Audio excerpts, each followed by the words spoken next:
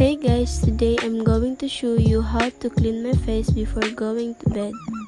The first time I did that, I put the soap on my face and I wait for 3 minutes before I rinse it off. My vlog is just short because I'm really busy with my ACADS and a lot of activities.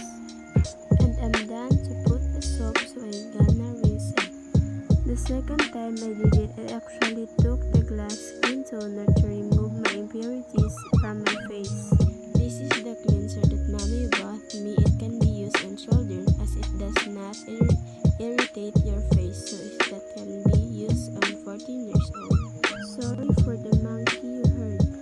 The last time I did it, I put night cream on my face so that when I wake up, I'm beautiful. I'm beautiful even if I have a lot of activities in MBC.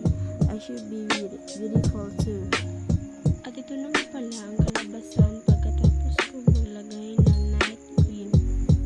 Thank you for watching. Please like, follow, and share. And follow for